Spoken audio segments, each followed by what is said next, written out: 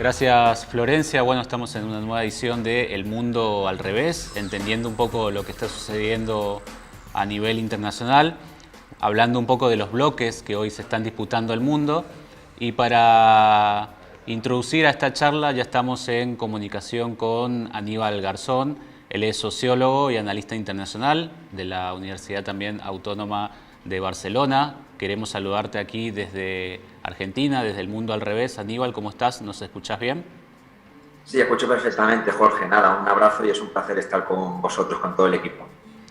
El placer es nuestro, Aníbal, tenerte en este espacio. Sabés que venimos charlando y tratando de crear una mirada con respecto a qué está pasando en el mundo. Hablamos de dos grandes bloques que se están enfrentando y queremos entender más los procesos, ¿no?, que muchas veces las coyunturas. Y queríamos convocarte a esta charla para que puedas comentarnos, quizás desde la región que ahora está afectada por una escalada bélica, qué bloques se están disputando hoy, en este momento, en Europa. Sí, bueno, más que bloques, podemos decir que son como dos realidades. Vivimos actualmente como una transición, esa transición del mundo unipolar, sobre todo a partir, ¿no?, de la caída del muro de Berlín, dominado por Estados Unidos, que podríamos llamar viejo orden mundial, y en ese nuevo mundo multipolar, un nuevo orden mundial. Esto es como decía Gramsci, ¿no? Lo viejo no acaba de morir, lo nuevo no acaba de nacer. Por lo tanto, estamos en una cierta crisis internacional. Uno de los bloques es el de Estados Unidos, con su hegemonía, donde tiene sus socios, ya sabemos, ¿no?, el Reino Unido, la Unión Europea, los países finalmente de la OTAN, Japón, Australia, que podemos llamarlo mal llamado occidentalismo, no todos los países occidentales, pero ahí entraría todos los organismos desde el Fondo Monetario Internacional, el G7, la dolarización, la OTAN, incluso la ONU, podríamos decir también, ¿no?, todos estos organismos. ¿Qué es lo que hace? Que está siendo mucho más dependiente incluso de la Unión Europea respecto a Estados Unidos en este punto, ¿no?, de choque entre lo viejo y lo nuevo. Uno de los paradigmas es de que tendría que ser fuerte Europa, desde Lisboa hasta Moscú, siempre se ha dicho eso, pero no le ha interesado tampoco a Estados Unidos que se generase eso, sino volver otra vez a ese muro de Berlín, aunque sea más simbólico, pero tenerlo para que no se genere una fuerza que podría perder su hegemonía. En el otro punto, lo que decíamos como mundo multipolar, es el crecimiento de nuevas economías que ha habido, como sobre todo de países BRICS, lo que es Brasil, lo que es Rusia, China, la India, Sudáfrica, que busca un nuevo orden mundial de también tener voz por unas economías crecientes a nivel internacional, tener espacio en el Consejo de Seguridad de la ONU, países como incluso la India, ser países mucho más soberanos, no dependientes de un comercio vinculado con el dólar, sino también con su misma hegemonía monetaria. Y esto es el choque que estamos viviendo ahora por esa pérdida de hegemonía. ¿Cuál es un punto clave? Bien, como comentábamos, el escenario europeo. Europa es un escenario, punto clave, porque hay dos polos importantes en este choque. Uno es lo que decimos del mundo multipolar, que entra en escena Rusia, y otro es el caso de Estados Unidos. Y Europa está siguiendo siendo muy dependiente respecto a ello, porque no olvidemos que el caso de la Unión Europea también tiene su complejidad interna con los 27 países, los conflictos del tema del Brexit, el tema de las elecciones francesas que veremos esta semana. No es fácil todo ello. ¿Qué es lo que está aprovechándose en eso? Estados Unidos también, al verla debilitada en el escenario internacional, también se aprovecha de ello en Europa. Y ahora estamos viviendo justamente un conflicto armado en el escenario europeo que no se vivía desde la antigua Yugoslavia. Esto ahora mismo es el punto clave, yo creo que histórico, que estamos viviendo en esta transición de entre lo viejo y lo nuevo. Bien, muy claro, Aníbal. Nada más comentarte, nosotros también vamos a empezar a trabajar un poco la relación de estos bloques con nuestra América, decimos Sudamérica o Suramérica, y creemos también que estamos en una disputa, así que lo vamos a seguir profundizando, pero queríamos tu intervención más que nada para poder tener una mirada desde la confrontación en Europa. ¿Cómo crees que va a seguir esta situación? Sabemos que hay sanciones económicas hacia Rusia que son parte de esta confrontación, ¿no?, y el uso de la moneda nacional de Rusia. ¿Cómo se está viviendo, digo, quizás para comentar aquí, esta realidad por ahí en el día a día de las discusiones que se dan allí en Europa?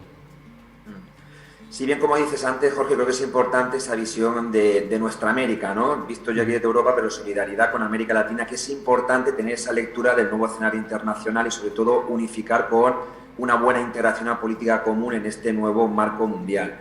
Sobre aspectos importantes a tener en cuenta, yo creo que hay varios, ¿no? Vivimos un tema de esa crisis energética, crisis económica.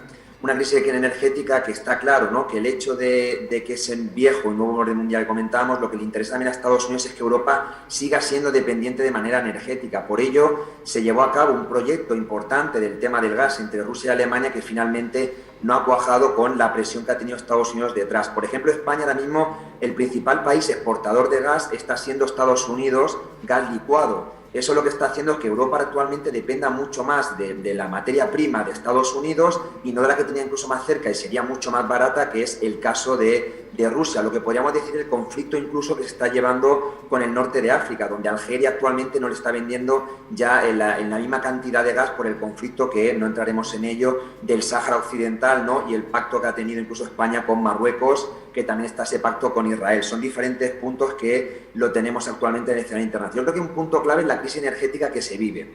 Otro punto claro de este orden mundial, por decirlo así, es el tema militar. No olvidemos que Biden ha sido actualmente aprobó en 2022 un presupuesto de 770.000 millones de dólares en el presupuesto militar. Esto hace que también haya un negocio. La guerra también es un negocio actualmente en el capitalismo internacional y, por lo tanto, esto también interesa tanto a Estados Unidos y a la OTAN, que ahora mismo están incluso queriendo que se metan dentro de la OTAN países que podría generar un escenario mucho más complejo, como es Suecia y Finlandia. Veremos en la cumbre de la OTAN en Madrid si finalmente aceptan, que se hace en junio.